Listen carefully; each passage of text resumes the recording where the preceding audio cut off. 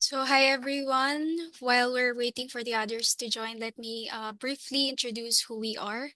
Erudite Reliability Services OPC is a Filipino owned firm based in Parañaque and BGC, focused on helping asset intensive organizations improve performance by aligning people, processes, and systems. We specialize as well in asset performance management, covering reliability engineering, asset management, and capability development across industries like power, utilities, manufacturing, mining, and infrastructure. What sets us apart is our strong focus on competency development. We don't just deliver training. We build structured learning pathways that develop maintenance and asset management practitioners into high performing professionals.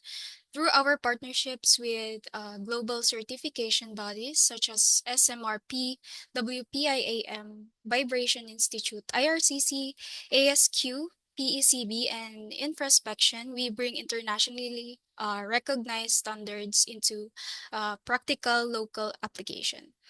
Beyond training, we support organization through consulting, digital solutions, and end-to-end reliability improvement programs, helping translate strategy into execution.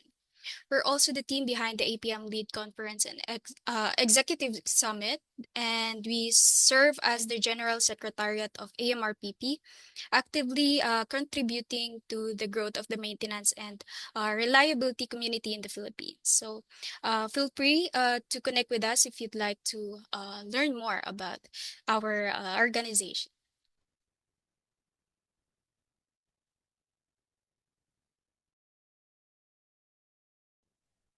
Hi, Abby. Good afternoon, everyone. Hi, good Welcome to our afternoon. webinar. Hi. I think the video was cut off short. So, anyway, it's 2 p.m. So, let's have Dana get started with our webinar for this afternoon. I'm excited to hear about this. Thanks, Abby, for doing this. So yeah, again, hello everyone. Good afternoon. We are glad that you are able to join us today on this webinar about competency framework fundamentals for culture builders. With our speaker, we will introduce her in a few moments. Today is March 25, 2026, 2 p.m.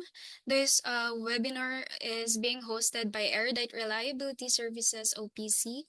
So for any difficulties or problems occurring during the presentation, please message your erudite contact via email or uh, me directly. My name is Dana Dotolio and I will be your host for today.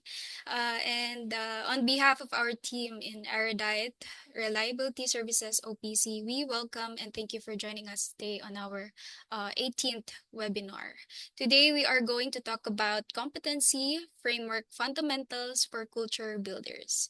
And to formally introduce our speaker, let me turn you over to the President and General Manager of Erudite Reliability Services OPC, Sir Wins Bernal. Sir Wins. Thank you, Dana, and good afternoon to everyone. Before we begin, I would like to make a quick note on why we're doing this and why it's free. We've seen that even with clear strategy and systems, execution often falls short, not because of the plan, but because of misaligned behaviors and expectations. That's where competency frameworks come in. For us here at Erudite, it's a key lever for building culture, aligning people, and turning strategy into action. That's why we're sharing this with you today. And it's my honor to introduce our speaker for this afternoon's webinar and guide us through this topic. A good friend of mine, Dr. Abigail Pulma Tonko, a PhD, HR, and OD consultant, trainer, and coach. Hi, Abby. Hello. All right. So I just did a quick mic check. So Abby is an organization development consultant with over 20 years of experience in transforming people and workplace cultures. She specializes in competency framework development and has designed and implemented comprehensive frameworks and competency based HR systems for high profile organizations. Her technical expertise lies in aligning talent management with organizational goals, through rigorous competency modeling and job redesign. She holds a PhD in organization development and a master's in business management, and is also a certified shared leadership coach and practitioner in Genos, emotional intelligence, and DISC. So, ladies and gentlemen, without further ado, I will now turn you over to Abby. Take it away, Thank Abby. you. Thank you, Vince. Thank you also to our lovely host for bringing in the energy for our webinar this afternoon. Hi, everybody. Let's do a quick check. Could you please give me a thumbs up if you can hear me clearly? All right, thank you. Can you also give me a heart react if you are able to see me clearly? Perfect. Thank you so much. Okay, so hello everybody. I'm Abby. So my field is OD. So you might wonder, what is organization development? When we speak of OD, it's better understood through an analogy. If you're sick or you have a physical ailment or disease, you go to a medical doctor, right? So the organization development consultant is similar. However, we focus on problems in the organization health. This is why helping organizations transition from traditional systems to competency-based HR is a personal mission that I am truly passionate about. In fact, one of my personal advocacy is aligned to our discussion right now, right? We'll talk about culture, which is something that's very, very important right now. Diba, it's crisis, and so many organizations are considering going back to a hybrid or remote workplace arrangement, which means that if we have to go back to that kind of setup, all the more that culture has to be in place in order to make sure that everyone, whether they are there in the office or working from home, they also follow a certain set of standard norms and behaviors. I personally believe that when we talk about competency development, we are talking so much more than just training, coaching, and development. In fact, one of the framework that is very popular when we talk about competency development, it's the 70-20-10 principle, right? Which means that much of competency development, or 70% of competency development, is more into on-the-job exposure. It's more into the practice, into the actual skill demonstration. On the other hand, that 20% is the peer learning, when we learn from our buddy, the senior who puts us on board, who coaches and mentors us. And do you know what? 10% is the one attributed to formal learning or training, meaning it's just a very small percentage. So you can just imagine how very much broad competency development is. In fact, another personal advocacy that I always emphasize when I do talks like this is that competency development has to be embedded in the system, from the hiring to the retiring system of the organization. It has to make sure that when it comes to hiring, promoting, and training, it's not just about job fit, but more importantly, it talks about culture fit. So, competency framework is one of the most powerful culture building tool. One of the accidents, or one of the things that we want to avoid when we are improving organizational health, right? We want to make sure that when we are building culture, we are actually initiating intentional culture building initiatives. And competency framework development is one, because competencies will define what's the performance standard, what is expected of each and every one. Additionally, we will also talk about another important concept, which is strategy. One of the reasons why strategy is so difficult to execute is because oftentimes strategy implementation is stuck on the top level or managers and executive level only. So when we talk about competency framework and implementation of competency-based systems, we will talk about how strategy can be implemented not just in the manager and executive level, but in the operational level as well. And lastly, we will talk about use cases. What were the projects that were implemented that truly led to the development of a culture-driven competency framework, and those that would manifest the benefits of a competency-based initiative for culture building. So I hope that you are excited for our discussion today. But before we go to that, let's play a game, right? Let's play a game because it tends to be too boring if we are just talking and it's just lecture. And we would like to be able to have people who are engaged in our discussion, right? So I would like to invite everybody to please go to www.kahoot.it. Okay, so please open a browser or you can use your mobile phone. Okay, there's a QR code, or you can just enter the game pin once you join through www.kahoot.it. Okay, again, there are two ways to join. It's either you scan the QR code using your phone, or you open another browser and log into www.kahoot.it. So please do join because we have GCash prizes. Okay, we're giving away GCash prizes. So for those who will win the Kahoot game, 400 pesos for the first place, 300 for the second, 200 for our third placer. So please do join. Come on. Please join our Kahoot game. Okay, we'll give 30 seconds more so that everybody can actually participate. Right.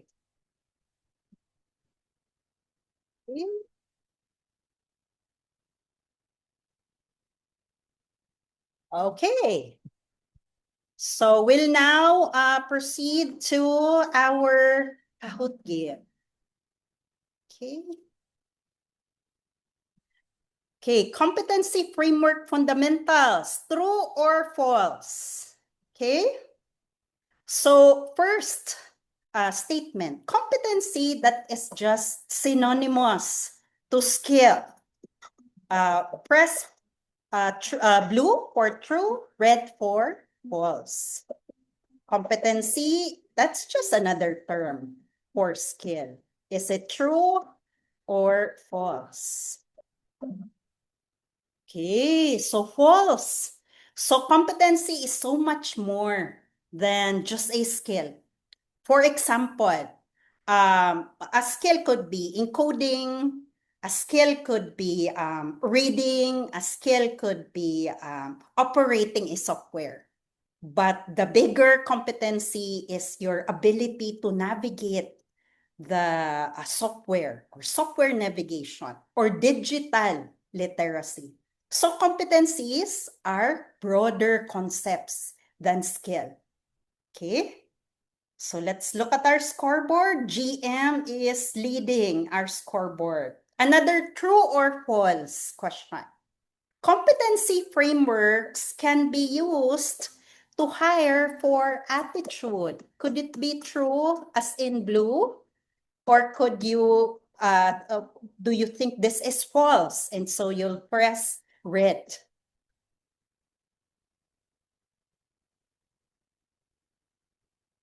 Okay, so it is true. So competency framework, once you have it in your system, in your organization, you can hire for culture fit, you can hire for job fit, and you could incorporate certain criteria that you would like people to be able to manifest consistently. So it can be developed to hire for attitude. Okay, GM is still leading in our scoreboard. Okay, another true or false? Okay, core competencies are synonymous to core values. True or false?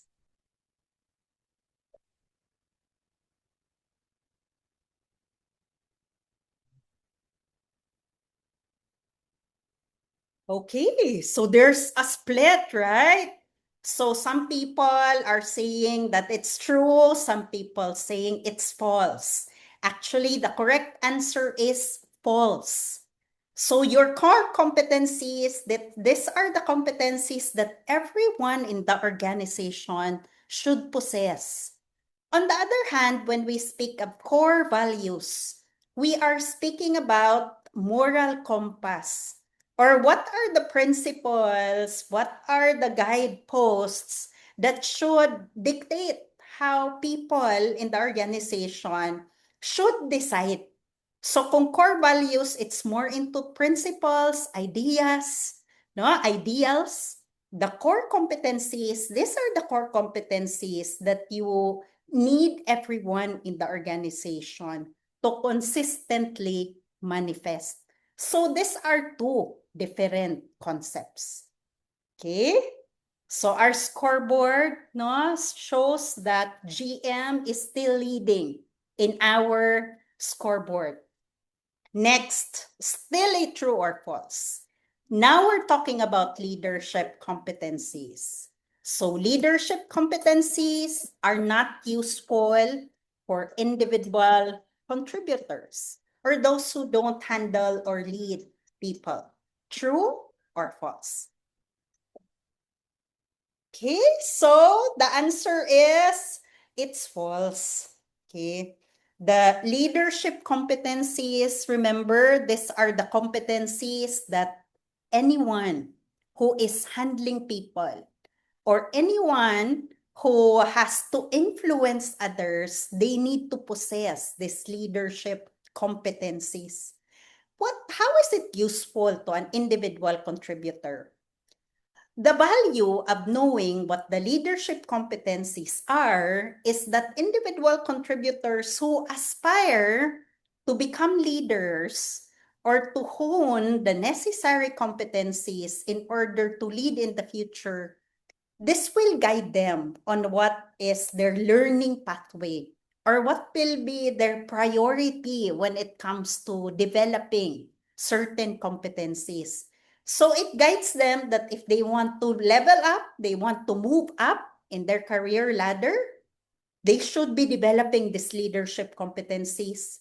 Additionally, for anyone who's coaching people or developing people to be elevated from an individual contributor to a team leader, this also becomes their guide so that we don't just promote individual contributors because of their skill, because of their technical expertise, but they are also promoted because they were able to manifest the leadership competencies early on.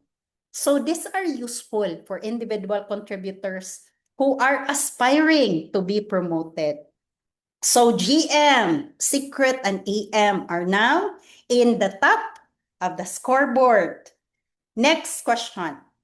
Now it's technical competencies.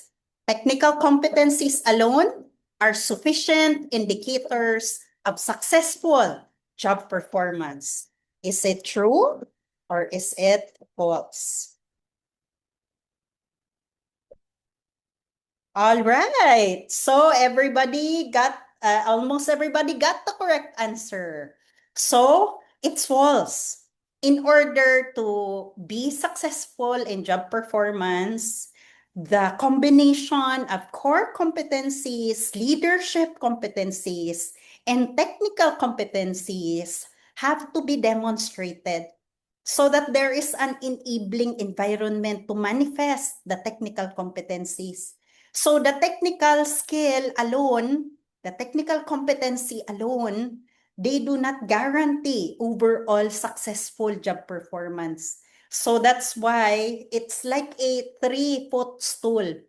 There's your technical competency, your leadership competency provides the enabling environment for individual contributors, and the core competencies, they propel the kind of culture that would ensure that everybody succeeds in their role. Okay? So, same people in our scoreboard. Wow, keep it up. Second to the last question. True or false? Once you've developed the competency model, you don't have to update it for the next 3 years.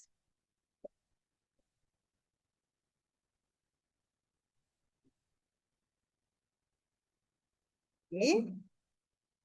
Okay, so it is false, especially nowadays. When technology changes, definitely you need to look into how the emerging competencies have to be incorporated into your competency framework. So all the more that we have to be on our toes because of how fast innovation is coming in terms of AI, automation, and other technological innovations as well. So every time that the way of working changes, there has to be a change or a review of the competency model.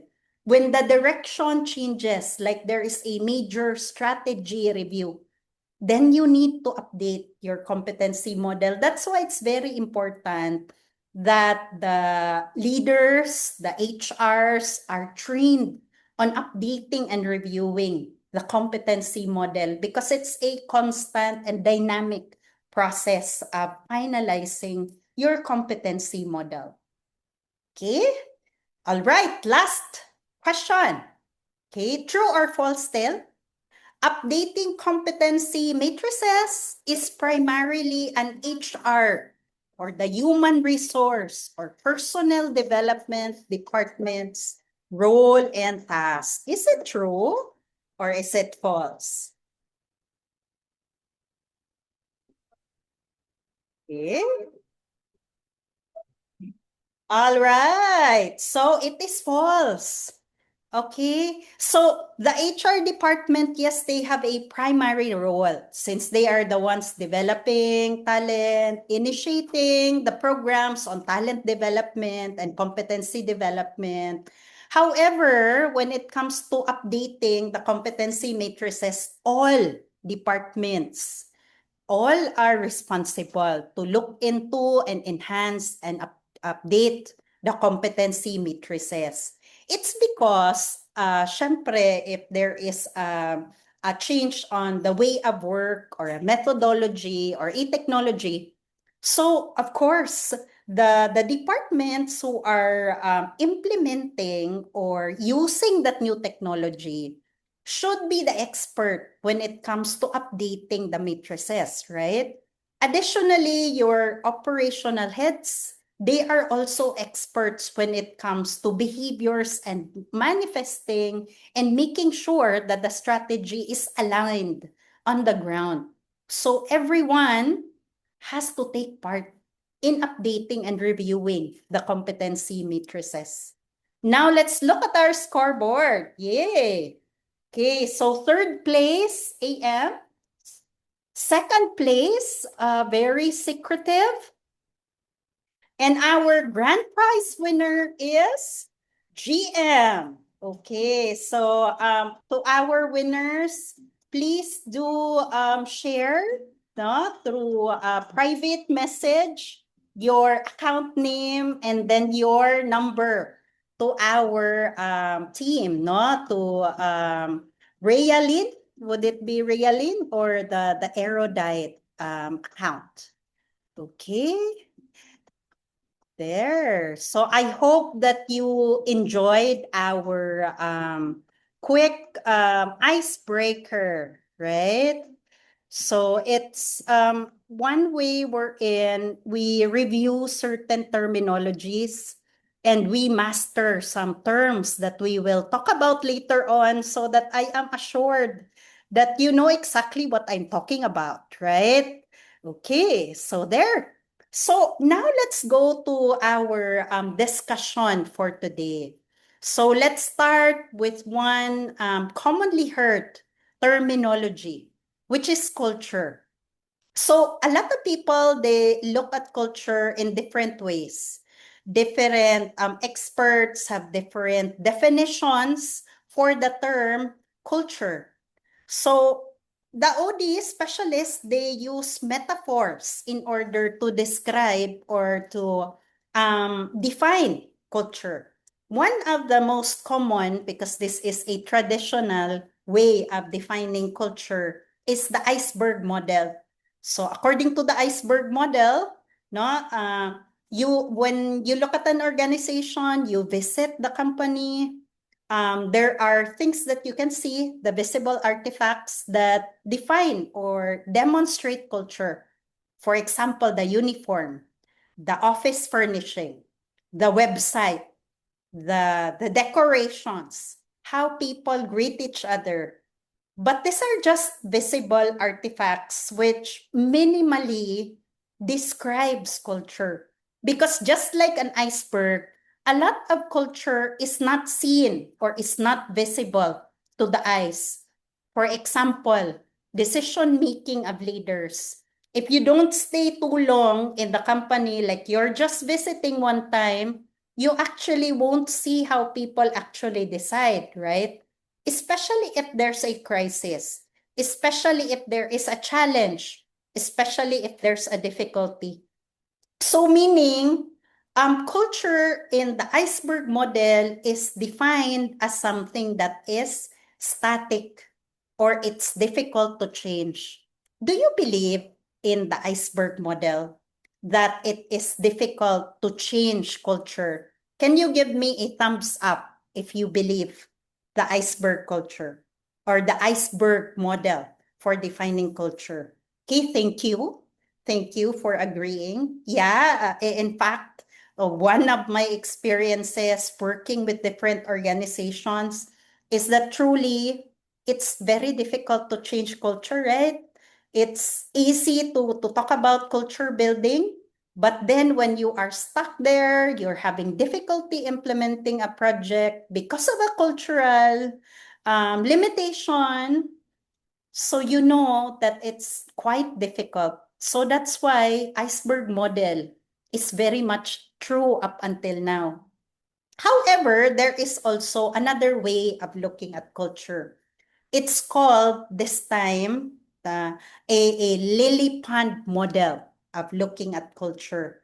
So the lily pond model says that you can look at culture in a way that a farmer tends to a lake wherein there is a fish culture. So it's a living system.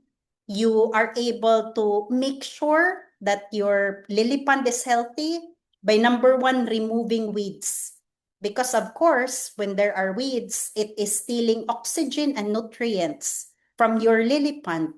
And so it is robbing nutrients from your lilies, from your fishes. However, what the farmer can do is to nourish the lily pond. So what are the ways, no? So the farmer could put in fertilizers so that the lily pond becomes healthy, no? It could put in feeds so that the fish would thrive. So of course, the fish, they would give off waste and the waste becomes nutrient to the lilies. And then the lily gives oxygen to the fish. So it's like an ecosystem. So supposedly organizations have to be like that. Organizations like the manager and the employees, right? They have to nourish each other.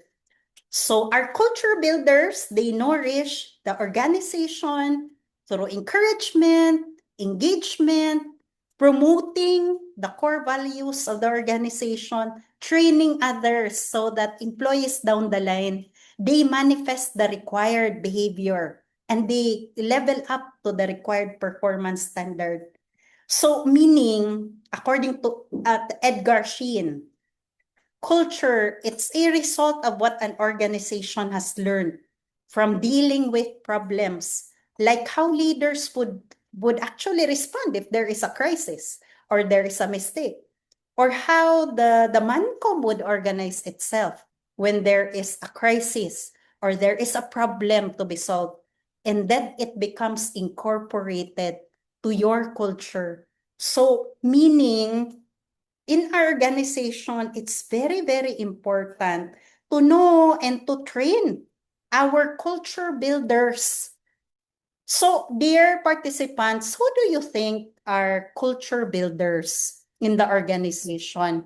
Could you please share or could you please type in the chat? Who do you think in the organization, in the company, who are our culture builders? Okay, yes, Dana. What's So their for Marco Wilson Lim, Ma'am Abby, his answer is leaders. Oh, For okay. Arnie Opone, the leaders as well. Oh, And interesting. John Nafe Sabihon, leaders din po. And then Landy Katubig, Execom. Okay, wow. So all of them, they are saying that the leaders are the culture builders. Correct naman siya. Okay? So anyone who is intentionally shaping culture through their actions, thoughts, and their words, they are the culture builders. Thank you, Dana, for checking our chat. Okay, so number one talaga si leader sa culture builder. But wait, there's more. Anyone who is enforcing a policy is a culture builder. Imagine if you are in safety, di ba you are trying to compel people to follow the safety protocols, right? Imagine if you are in quality management. So you need them to follow the quality standards of the organization. Lalo na if you're in the compliance department, right? Compliance section. So you need them to follow. So you are also a culture builder. It's either you reward them because they follow, or sometimes not very good, pero sometimes talaga you punish because they are not following, right? So meaning you are a culture builder too if you are in any of these roles. Next, if you are a project manager, you are a culture builder. Unless if the project is being implemented only within your section, right? But most projects, they need to be powered by different departments, right? So you need to influence them so that they follow and they really commit to the project charter, right? You need them to also do their part to implement the program and project, right? So anyone who's implementing a project is also a culture builder. Okay? So the list goes on, no? The list goes on and on.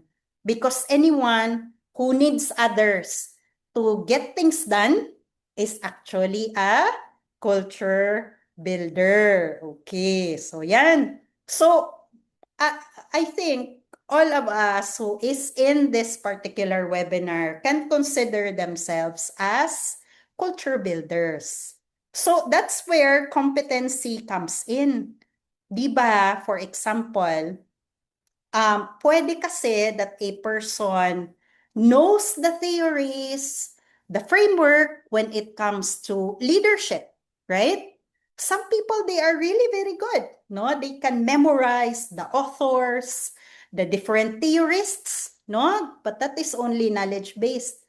Meaning, if the skill is absent or the attitude to lead is absent, you cannot expect the person to manifest an exceptional leadership competency, right?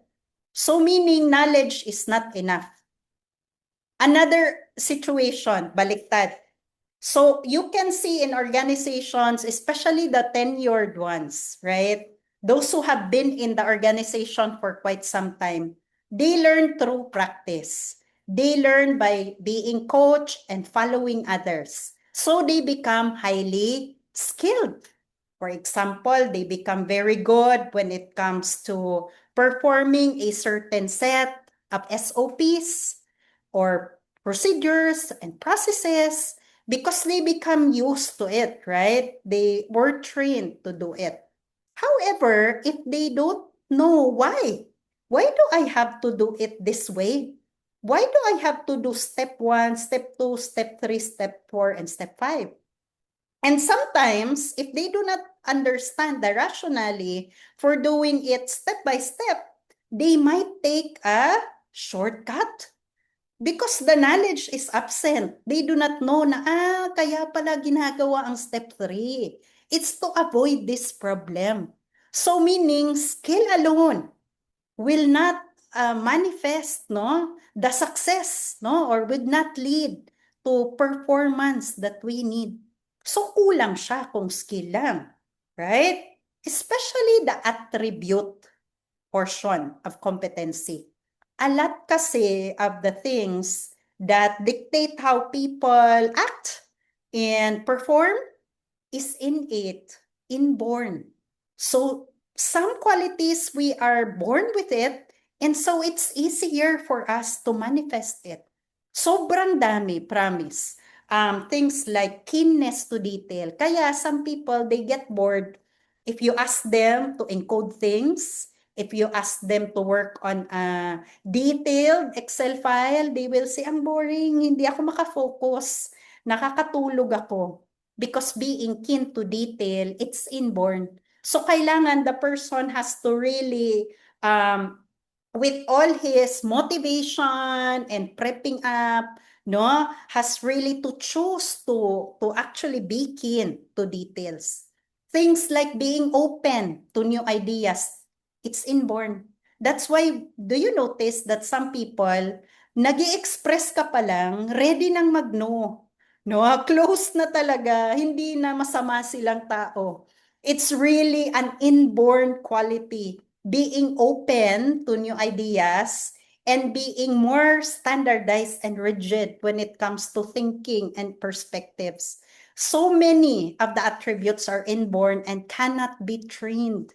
That's why the combination of the right attributes, right attitude, right knowledge, and right skills is what would ensure that there is consistency when it comes to implementing certain things that you would like to see in the organization. Okay, like for example, you're doing a safety training and you wonder why. You already gave a manual, you did an orientation, meron na silang knowledge, pero hindi pa ini-implement. Maybe the skill is lacking. You also need to take a look. Are they really equipped when it comes to filling out certain incident reports, for example? Baka nahihirapan silang mag-express ng self nila in writing, for example. Or really, is it aligned with their attitude of integrity to report unsafe, to do a thorough risk assessment, to make sure that everybody is safe? Baka wala yung integrity part or safety consciousness. So again, competency is a combination of those that the employee has to understand, in terms of principles leading to success. It's also the employee possessing the skill required and the employee having the naturally aligned attributes to make sure that they succeed in their role. So as you can see, having a thorough and comprehensive competency framework, it's a powerful gatekeeping tool because if you have it as a standard, meaning you're hiring, your training investment, your promoting standard is aligned to your competency framework. Halimbawa, you are in a fast evolving industry and you would like to be an innovative organization. So it means that you have to hire, train, and actually groom talents to have creativity and innovativeness, right? So that's one competency framework, right? You need people who learn fast, who are not afraid to try new things. Or for example, if you know that this particular role has a high accountability, easy access to millions. So syempre, as part of your hiring, kailangan the integrity factor, right? It has to be embedded in your system. Same is true if, for example, you would like to differentiate yourself as a highly as an organization with exceptional service excellence. So meaning customer relationship management has to be embedded in your competency framework. So ganun siya, no? It becomes a standard for managing your talent so that when you train people, you coach people, it's also aligned to those competencies that support your strategy. So meaning it translates what you expect from your employees into behaviors, because that's the only way that you can develop people in order to have productive habits that they practice even without blinking. Talagang automatic siya. So it becomes a sort of a norm, no? Leading to success factors. So anyone who has been trying to manage their weight, sino dito yung nagda-diet? Sino dito yung nagre-reduce ng weight or nagma-manage ng weight? Meron ba? Can you give a thumbs up? Ayan, no? So, ano talaga, no? It's a life goal, no? Quality life goal, right? So, we all know that in order to manage weight, we need to measure weight. Because, for example, if we don't measure our weight, and then napagod na tayo sa kaka-intermittent fasting, kada-diet, ka-exercise, if there is a temptation, like there is soft drink, there's chips around us, so we are easily tempted, no? To actually say, tomorrow na ako magda-diet. Kapagod, hindi ako mag-exercise muna.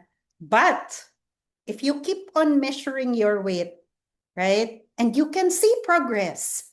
And you are motivated kasi nakikita mong nagpo-progress ka, right? So it makes it easier to say, ay, hindi muna ako mag-chips kasi napagod ako. Yung chips na yan, ako, 40 minutes ko nang iraran. Ako, nakakapagod, wala akong time.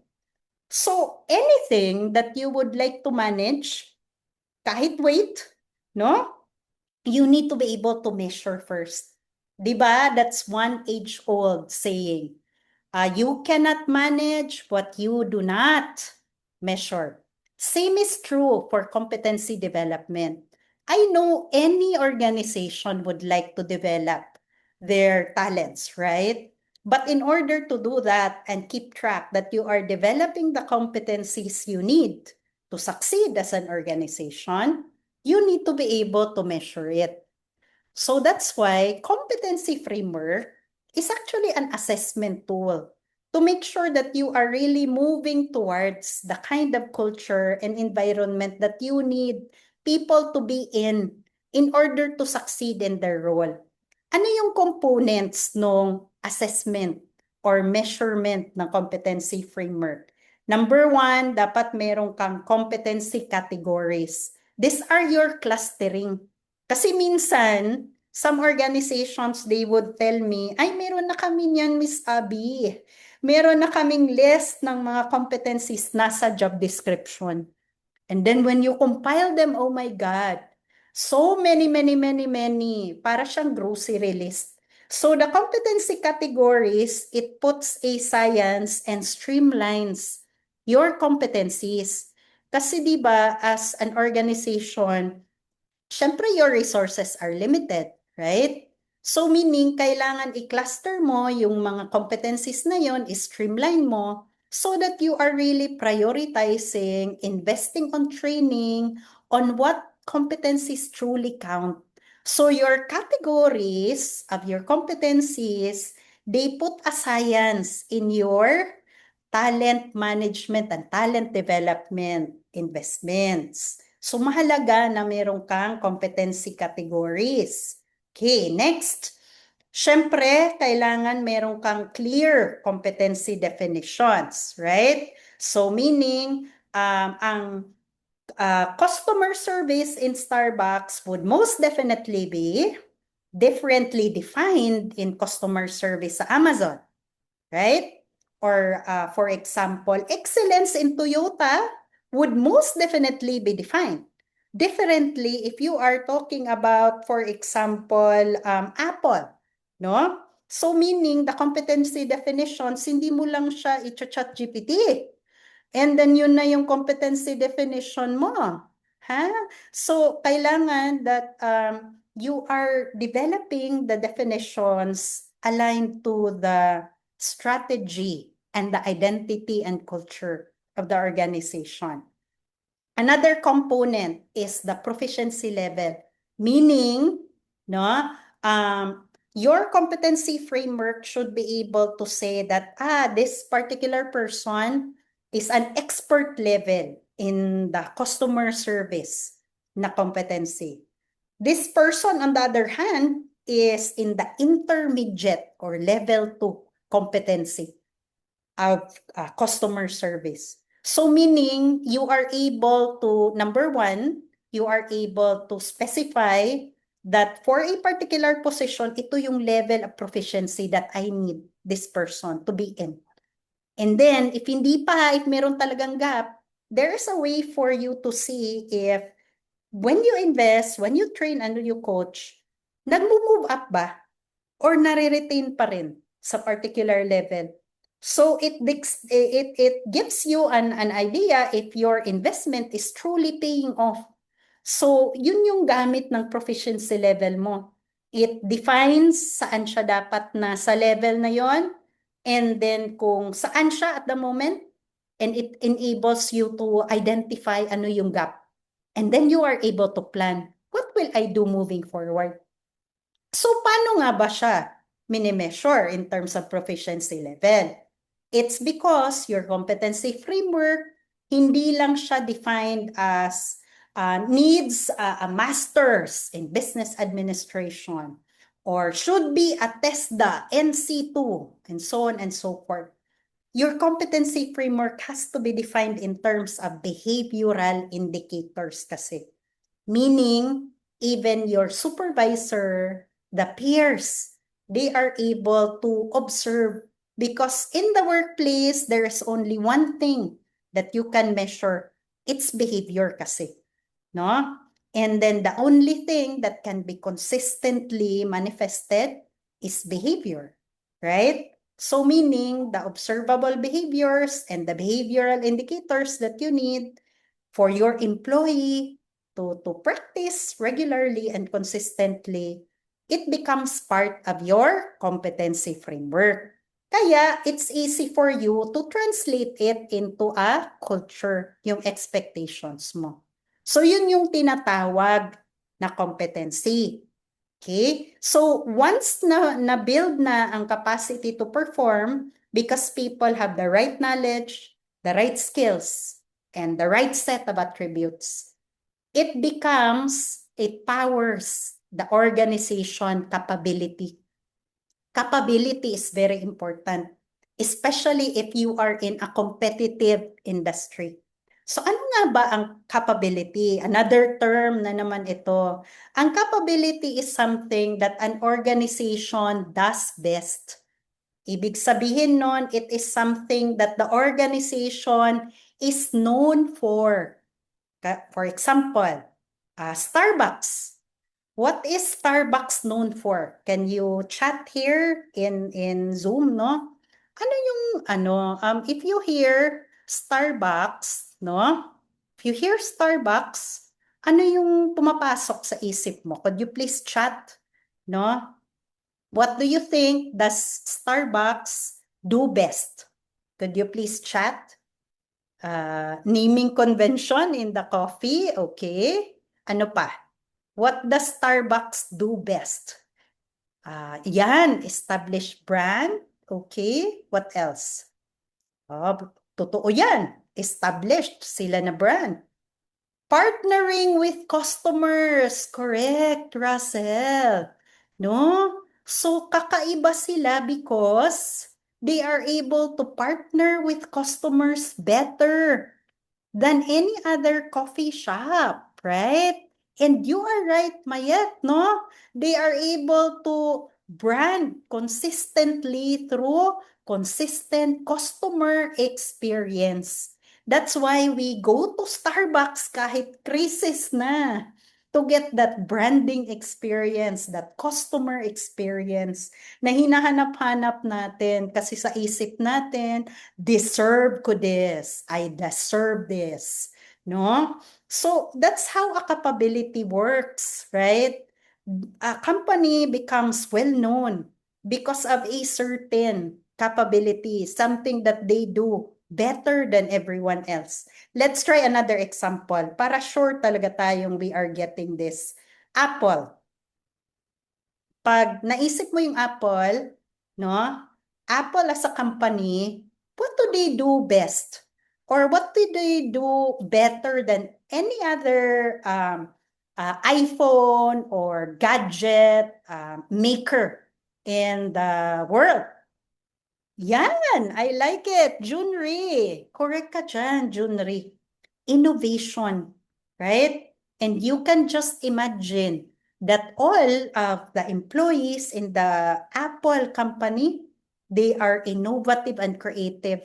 Kaya nakakapag-produce ng products which are mind-blowing. Yung parang hindi ko alam that kailangan ko ito. Or I did not know that I needed a multi-tab, no? When I had my first Mac, no? Marami akong na-discover ng mga features that I did not know that it would make my life so much easier. So sila, hindi pa ina-express ng customer na kailangan nila to, that they want this feature. They are the ones who say na ito talagang this will change the way people are working and living. No? So talagang each and everyone have the competency to be creative. And so it becomes a capability of Apple to be able to deliver the best in line, the most creative and innovative service in the organization. Same is true when we talk about Toyota, wherein they say that Toyota has high excellence. Or when we talk about Amazon, wherein they say that there is a high speed and responsiveness. So it becomes a capability that builds a brand and becomes a competitive advantage for the organization. So yun yung kahalagahan ng competency because the capability, hindi mo siya pwedeng i-claim lamang, right? You cannot say as an organization, we are creative and innovative. Pero hindi nakikita sa market. Hindi na-experience ng market because each and every employee na nagtatrabaho, sila kasi yung nagpo-provide and nagpro-propel ng capability. So we should start at the competency level talaga. What are the things, the competencies that our employees need to possess in order to develop the organizational capability, the culture, which would make the company stand out, the kind of leadership that we need so that employees are empowered to do what they do best. And that there is a strategic unity. Kasi di ba, most of the time, merong disconnect, no? Maraming organizations, for example, they will say, sa amin mataas ang psychological safety. No? And then you ask people, bakit hindi mo to sinabi? Bakit hindi mo ni-report ito agad? And they will say, nakakatakot kasi. Kasi ano, masasabugan ako. Baka matanggal ako and everything else. No? So may disconnect. Meron kayong psychological safety daw, pero hindi naman nagmamanifest down the line. So meaning, talagang nagsisimula ka sa core competency for everyone to possess that set of competencies. sa leadership competency, so that everyone who is given the role of leading in the organization, they have a standard leadership practice. They have a leadership communication style that is consistent. And then, syempre, yung technical competencies mo, they are really defined, honed, improved according to what would propel the organizational capability. Kasi no matter how beautiful the strategy is, kung wala namang capability ang organization, it will really not manifest in real life. Mapupunta lang yan sa strategic planning, output, and then it goes to the shelf. And then people begin to wonder, bakit hindi ito na-implement?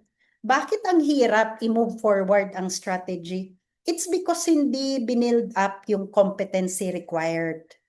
So kailangan, it's very important for us to go back to the foundation, which is competency of people who will implement the strategy. For us to be able to make sure that we are gaining competitive advantage, that we are driving business performance, and that we are truly adapting to change. So there has to be an alignment in everything that is being implemented and invested on in the organization. So now, what I will do is, I will share actual cases.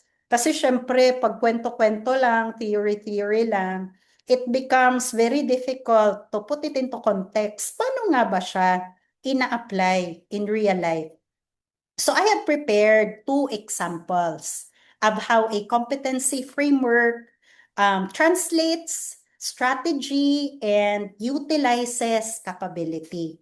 Yung first example ko is a project that we implemented for an organization who had to change their strategy that they needed to execute. This particular organization kasi has been catering to electric cooperatives. So business to business talaga yung kanilang main line of business. However, they were given a new mandate, a new mission. So they are told, aside from catering to electric cooperatives, yung mga malalaking electric cooperatives, they were now given the mandate to actually cater to consumers, lalo na yung off-grid households. Yung hindi connected sa electric cooperatives, yung nasa island, nasa remote na mga locations. So, meaning it is a business to consumer kind of model. So, syempre, no, it's a different way of doing business. So, this needed a pivot to different strategies. It's a wildly different way of doing business. So, what they did is that immediately after they have crafted the strategy and the roadmap on how to implement it, and they have identified the resources that they need to achieve certain milestones, kasama dun sa in-identify nila na priority projects is also to come up with a revision to the competency framework. Because of course, if the way of doing business has to change, right? So the competencies that employees should have will also have to change. Or in other cases, they have to get new set of talents from the market in order to ensure that they will be able to implement the strategies in the core competency level. Sa org-wide, they integrated client relationship management. Kasi di ba pag business to business, top level lang naman yung nag-uusap and nagne-negotiate, right? But in the business to consumer, right? Iba na yun, no? You have more consumers to cater to, more employees na haharap dun sa mga customers.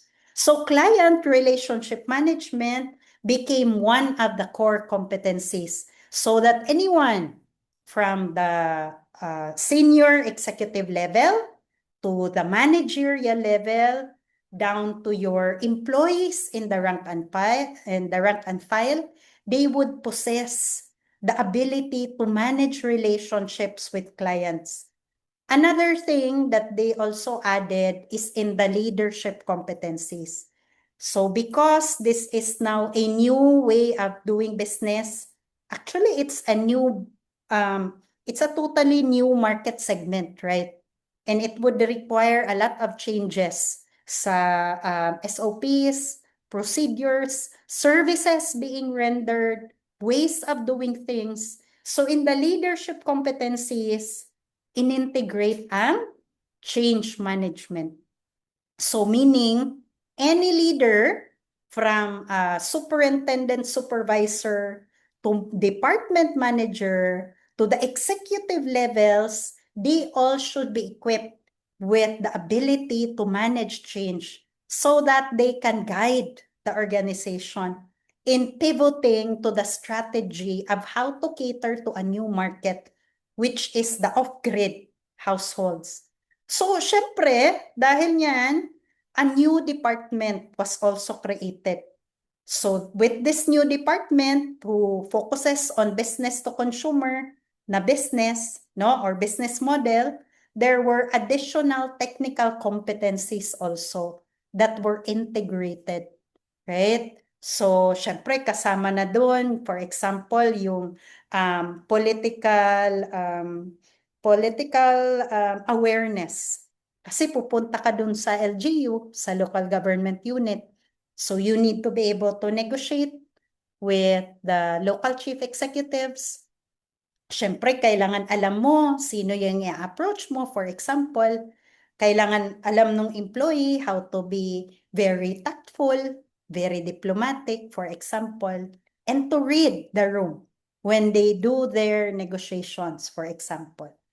Another one was cultural sensitivity. So, syempre, usually pag off-grid, yung iba nito, mga indigenous people, some of these people, high school lang ang natapos or elementary lang. So, meaning all the more that there has to be cultural sensitivity so that when they do their integration in the communities, everyone felt that they were valued, that they were considered.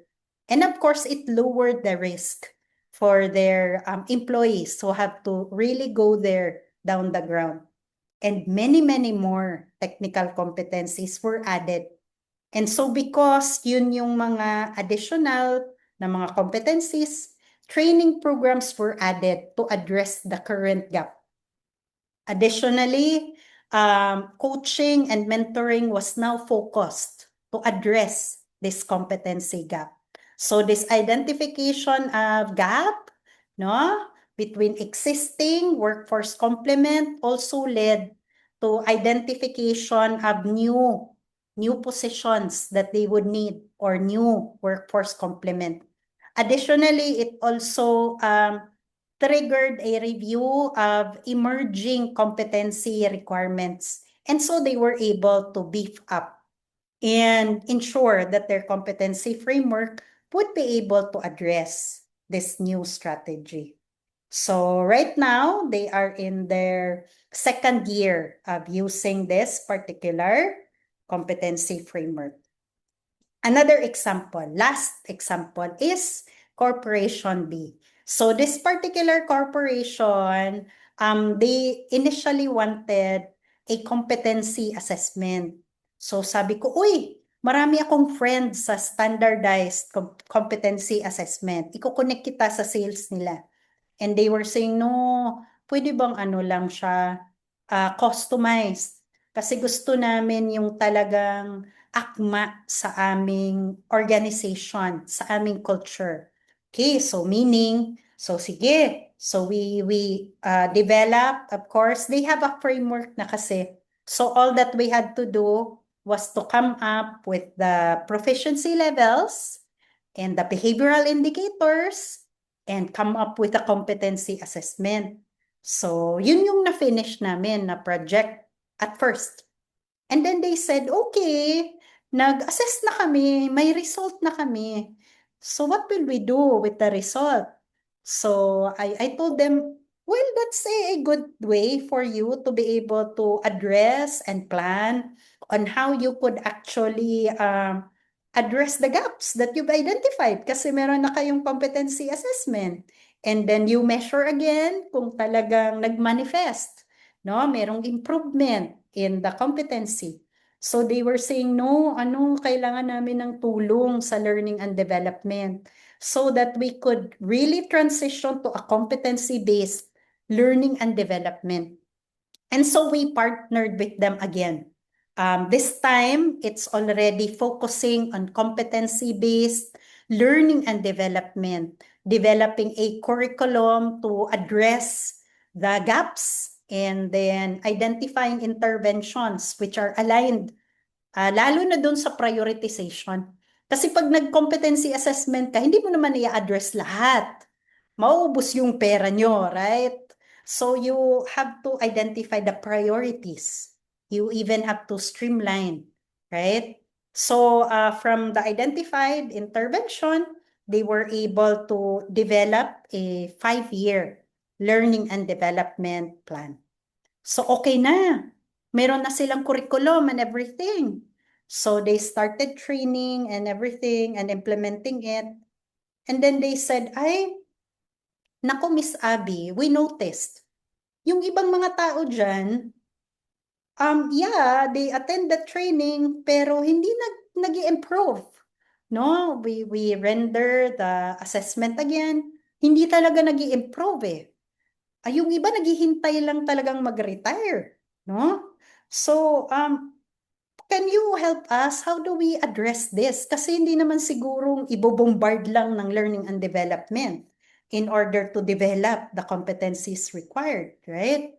So we looked into how we could further improve competency, and they said, and we found out na, okay, so some of these people pala, no, they were promoted, they were regularized by accident kasi nag-lapse na or wala na talagang iba or they have been there for quite some time. So tenure-wise, sila yung talagang next in line. And so it became another project standardizing how hiring is being done, yung criteria, standardizing how promotion is being managed and planned out for those who are ready now, ready in 3 years, and ready in 5 years. So they were able to standardize their recruitment, selection, and promotion. Okay, so akala ko tapos na. So later on, they were actually saying, nako, yung iba nagjujuk kunwari, pero for sure, totoo ito. No? Sabi nila, wala bang increase? Wala ba talagang pa-reward pag tinabaho namin yung competency gaps? Syempre, for some, they would just consider it as a joke. Pero, di ba minsan yung mga jokes, yung pabiro ng ating employees, they are actually hidden messages or their way of expressing something that they want and they expect. And so, one of the things that was agreed upon is kailangan i-implement ang integration ng competency development sa performance management. So we can reward those who address competency gaps, who are consistent in manifesting the behaviors required.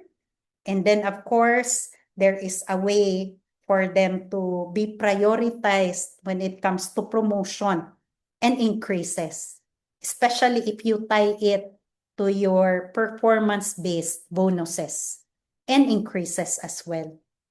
So meaning, nanganganak siya ang competency framework hanggang nai-integrate siya sa lahat.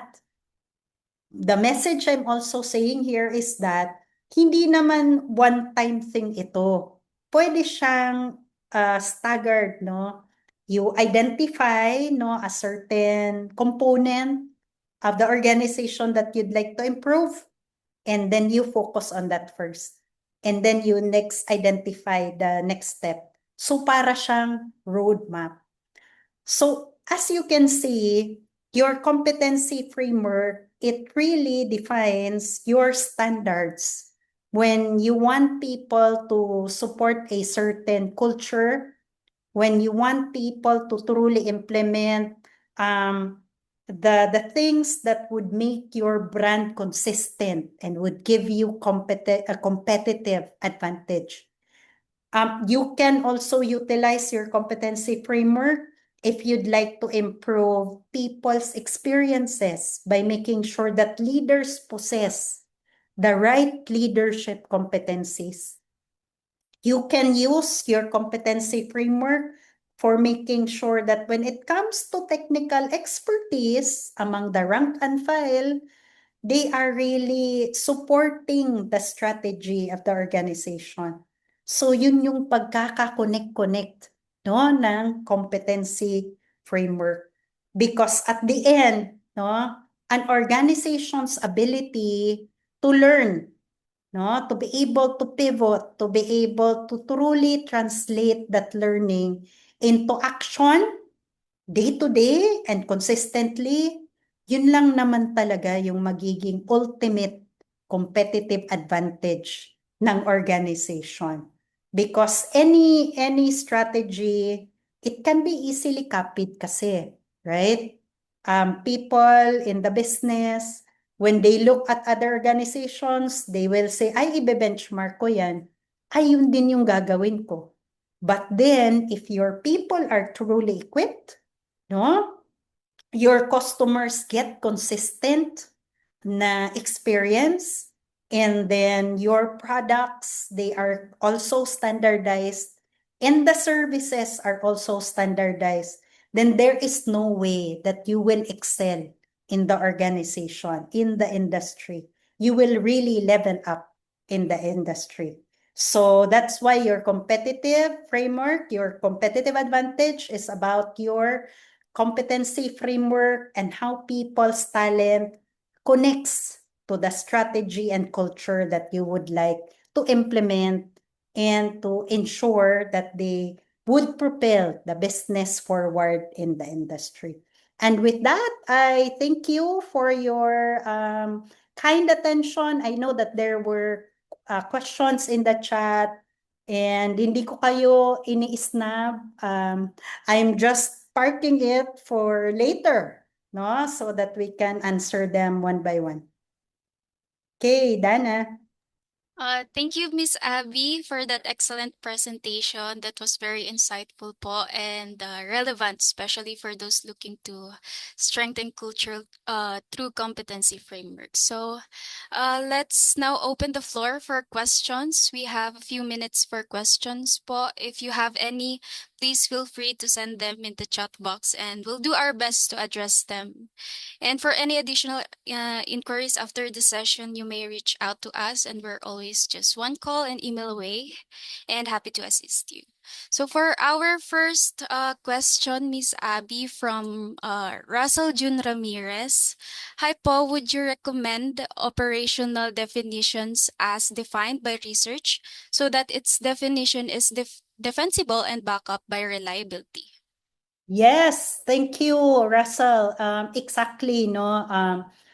Before you even do your project plan, you really have to do your research.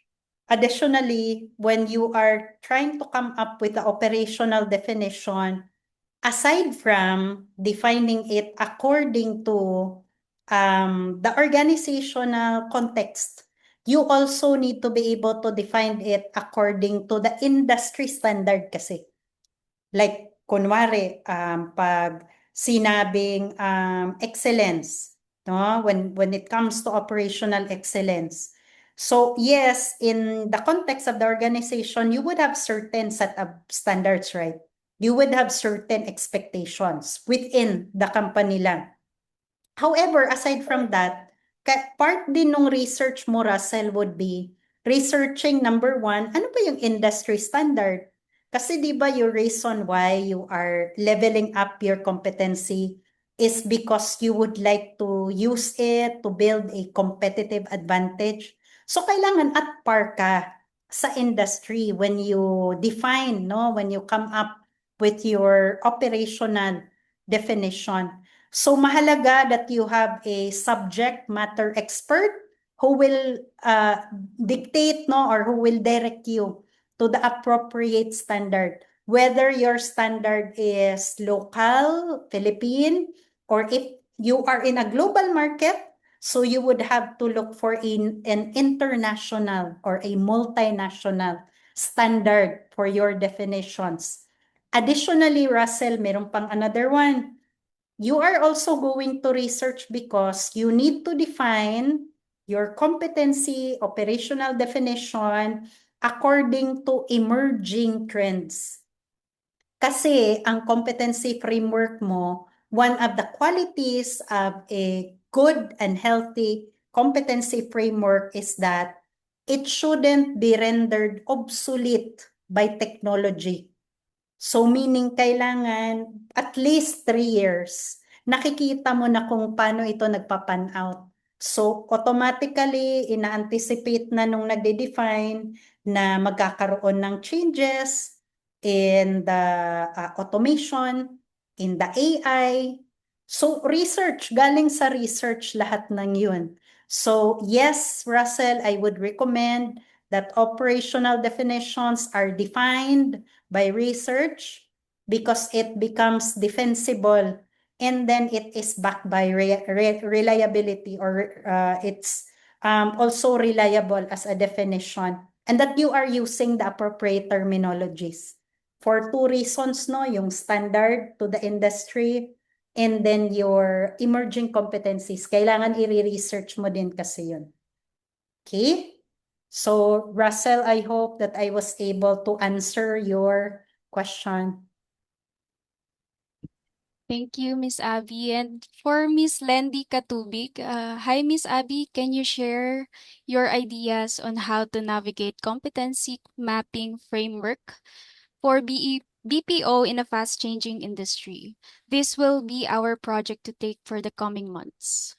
Oh, okay, Lindy. So you will have a project pala on competency mapping framework or competency framework development. So if you are in a fast-changing industry, all the more that you really need to do your research, and all the more that you have to really make sure that your definitions hindi sila easily ma-obsolete with changes in technology. In fact, Lindy, no, in the Association of Talent Development, they are now moving to a new movement, which is called Capability Development Framework. So, dito sa Philippines, Competency Framework Development pa tayo, di ba? Ito yung diniscuss ko earlier. Sa ATD, they are now saying it's too slow, or it's something that would be obsolete soon. Kasi sa kanila, they are now moving towards capability development or capability framework development. Yung capability kasi, kagaya nung dinescribe ko earlier, it's something or dinidefine doon, ano ba yung mga nagpro-propel dun sa strategy or dun sa broader outcomes and impact. So, pwede siya actually in a fast-changing industry, yung capability development na kind of approach or framework. So, dinidescribe doon ano yung kind of impact na dapat na ma-manifest ng isang job holder. Yung downside lang na nakikita ko as I try to practice capability development is that it's too broad that it becomes difficult for assessment. Pero sabi naman ni ATD, if you will stick with competency framework development and you are in a fast-paced industry, madali kang ma-obsolete. So those are the pros and cons. So maybe what I can recommend, Lindy, is that gawa kayo ng both. You make a competency framework which makes it easy to assess and to plan your interventions. You can also start crafting your capability framework as a tool, no, to cope with the fast-paced na industry nyo. Thank you, Lendy.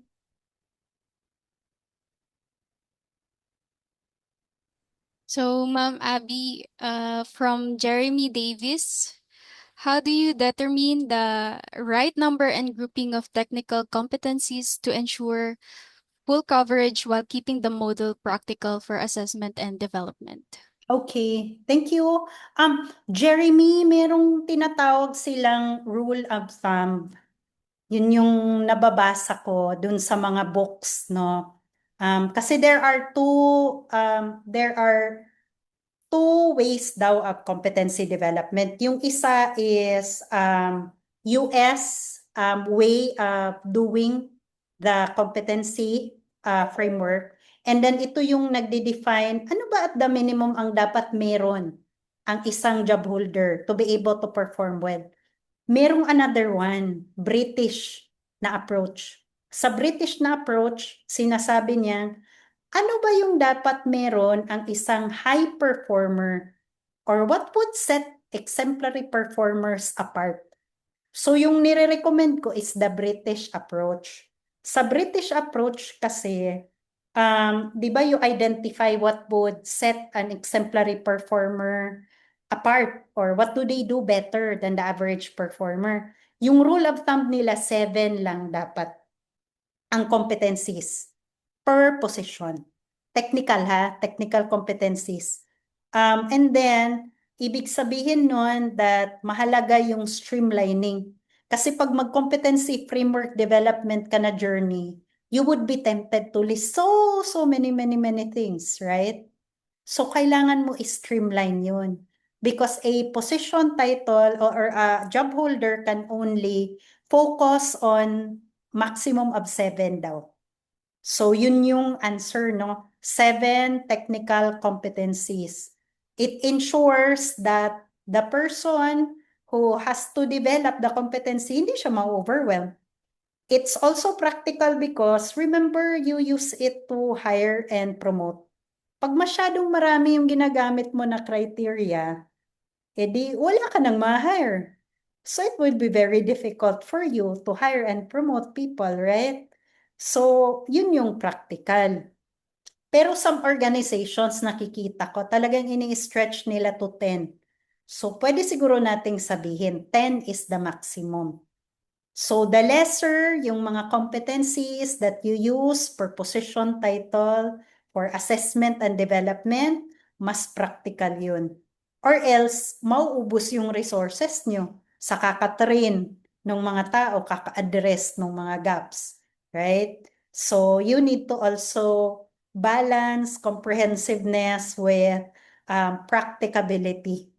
No, kasi syempre you use it to hire, you use it to train, you use it to promote, and the person who is also receiving the feedback, so syempre kailangan trabahuin niya yung competency development na plan, so ma-overwhelm siya if sobrang marami. So, hindi ito the more the merrier pag competency framework ang pinag-uusapan. Thank you, Jeremy, for that question. So, Ma'am Abby, mag-accept pa ba kayo ng questions? Sige, yeah, we still have time. It's still 3:21. Okay, from Junri Busoy, what is the most effective approach to competency development when the organization employs a diverse workforce, including engineers, skilled workers, technicians, and support staff, with varying roles, skill levels, and development needs? Okay, all right. Junri, it doesn't really matter much if your workforce is diverse. Ang nagbabago lang talaga is, syempre if you have a more diverse workforce, it means that you would need more subject matter experts. Kasi di ba pag nagagawa ka ng competency framework, hindi lang dapat nanggagaling dun sa job holders or leaders ng organization yung input mo. You need to make sure that it also addresses the industry standard, right? So, dadamihan mo yung subject matter experts mo. Ibig sabihin nun, pag meron kang certain engineering role, no, na hinahire, so dapat meron kang subject matter experts who would guide you in validating, verifying your competency framework, na tama yung terminology, na at par siya dun sa industry standard, whether global or local. So, same pa rin yung magiging approach niya when it comes to competency development. Same din pag yung skill level. Kasi yung skill level, even if there is varying skill level requirement, magka-come up ka naman ng proficiency levels niyan, Junri. So meaning, a certain position title would be required, like for example, level 1 or basic proficiency in this particular competency. Or maybe intermediate na yung required for this other set of engineers or technicians, for example. And then, syempre, magiging higher for those who are occupying the highly technical requirements. So the effective approach is to have more subject matter experts who can guide you and provide inputs and make sure that you are comprehensive in your identification of competency requirements. So I hope that that addresses your question, Junri. Mag-accept pa po ba tayo, Ma'am Abby? Sige, let's have one. Last one. Okay. Last one for Mr. Russell Jun Ramirez again. Introducing competency-based selection requires change management. What is your advice to slowly implement this po? Okay. The beauty of competency-based selection is because when you develop kasi the competency framework, sinali mo na kasi yung critical stakeholders. The hiring managers should have been involved in defining the competency framework. Yung supervisors should have been involved.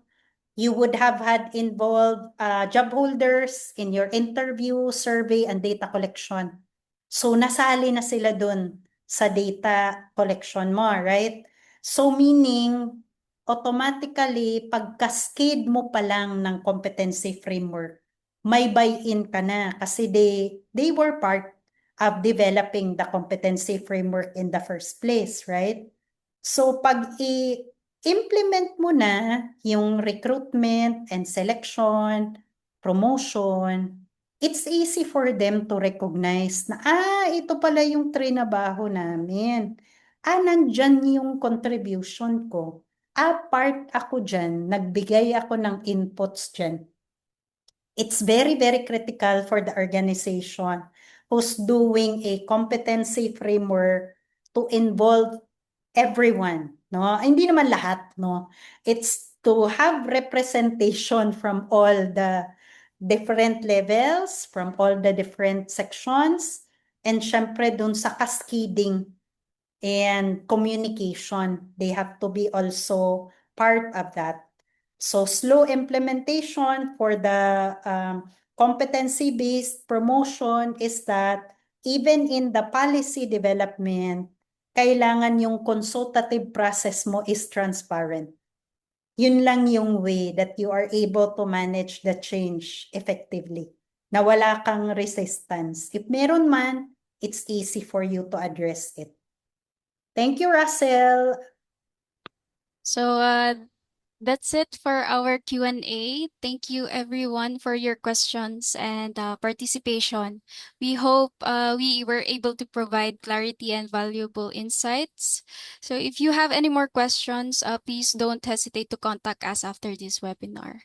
For Miss Abby, before we conclude the webinar, the program, may I ask if you have any announcements or final messages with the participants? Okay, thank you. Thank you, Dana. Many of your questions kasi are process-oriented. Mga how to, what to do. Okay, so our webinar kasi is a very quick introduction to competency framework as a tool for culture building, right? We have an upcoming public seminar. This is a hybrid seminar which would really tackle the process of competency framework development. So, mahirap kasi na i-discuss na ganito ka-short yung time, right? So, one of the things that I would encourage you to do is to participate in this 3-day na public seminar, which would really tackle the processes when it comes to competency development, from the process of researching. Di ba you asked about the research? We will talk about what are the things that we need to research on in order to develop a competency framework. Additionally, it would also allow me, for example, to show to you actual samples, ano ba yung step-by-step na kailangan gawin, and then it will also allow me to guide you through a workshop and also provide you with feedback, and it will allow me to coach you if tama ba yung pagkaka-identify ng mga indicators, or if there is something that you need to improve in how you are crafting the competency framework. Dana, sorry, hindi ko siya makita yung yung file ko. But if you could please screen share the program na brochure. Hindi ko lang siya na-up in my share screen. So the public seminar will be from May 27 to 29. It's hybrid. The physical location is in Manila. So if you cannot attend on site, so you can attend online. So we made it hybrid. So doon namin ma-address yung mga questions nyo about steps, about process, and yung kagandahan nito if you do attend, dahil meron tayong hands-on workshop, pag nakita ko yung output nyo, I could immediately give you feedback. We can improve it, we can enhance it, and then when you go back to your workplaces, you can already immediately present an output to your boss, to your head. And then all that you need to do is just to refine it, to improve it, and syempre they would say that meron kang ROI dun sa inattend mo na course. So there. So this is our brochure, no? So sige, let's go to the second page, Dana. Okay. So the benefit is you will learn how to connect strategy and capability to competencies. You will learn a tool that we use to make sure that comprehensive yung competency identification. I use value stream mapping kasi as an OD tool to comprehensively identify the competency requirements. We'll talk about job design and the tools that are used to improve role clarity. We'll also talk about skills first framework, kasi that's also a balance, no, that you need to know. Sa competency kasi, dahil sa pagka-broad niya, some of the experts would say masyado siyang mabagal for a fast-changing environment. So we will incorporate the skills first framework in the competency development. Sa day 2, I will elaborate on the components of competency framework, paano dinidefine ang operational definitions, how are the clusters being implemented, and then paano mag-create ng proficiency scales, paano mag-identify ng means of verification for the assessment, and then to come up with a competency matrix. Last day would be about the data collection tools and approaches for validation. And then it's now about how will you translate the framework into the programs. Ano yung mga communication programs, competency development programs that you could implement to make sure that the resistance is minimal. Dito din namin ipapasok yung communication and change management planning before implementing and sustaining the strategy implementation. And then, paano siya ipapasok into policy? So, end-to-end talaga ito. May 27 to 29. Can you provide an email address, Dana, na pwede nilang i-reach out if they would like to inquire about this sa chat so that they could copy-paste it?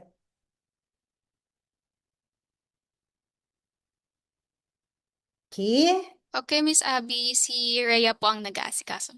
Okay, sige, Rhea, please do share an email address for those who would like to inquire about this workshop.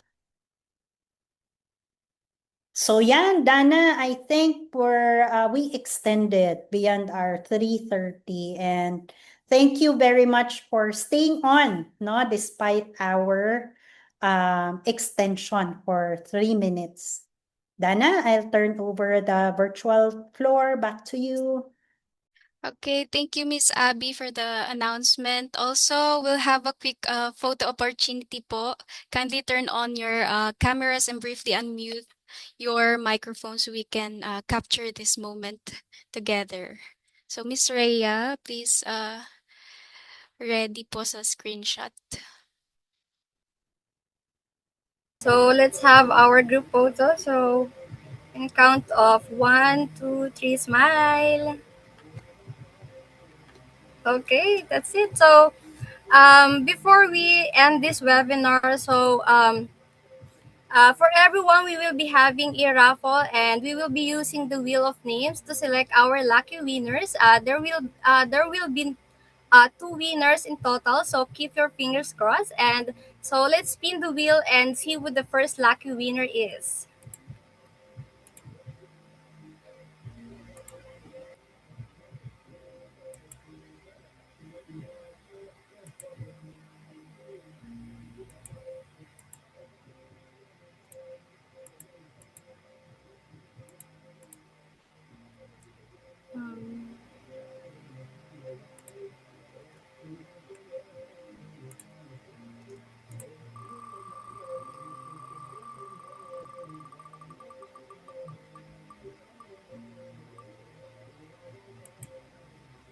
So congratulations to our winners. So I will reach out to you shortly regarding your prizes. So now let's proceed for our second winner.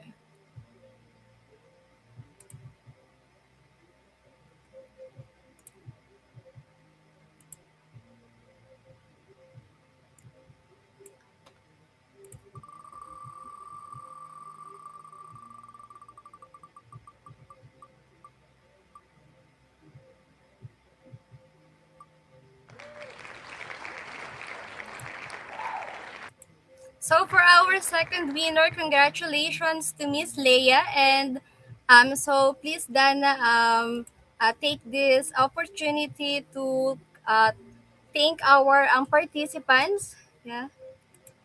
Round of virtual applause to Miss Abby Tongko. Thank you, Miss Abby, for sharing your knowledge and expertise. I'm sure your experience and practical insights have given the participants a lot to reflect on and apply in their own organization. Thank you, So with that, everybody. Thank you, Dana, also. thank you, ma'am. We Thank would you. like to present you as well the certificate of appreciation as a token of our gratitude. Thank you, And Abby. for our announcement, we are sending over our post evaluation link. Kindly take a few minutes to answer it.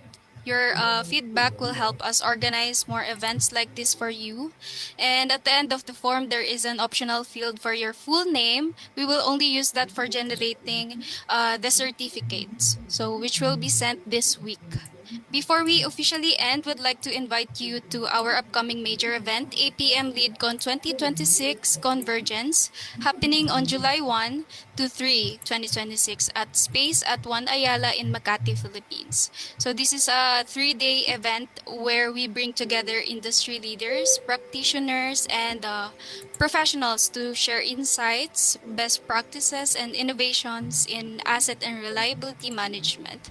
So for more information, please visit www.apmleadcon.com.ph or follow APM Lead Conference and Exhibition on LinkedIn and Facebook. Lastly, we would like to thank all of you for joining us today.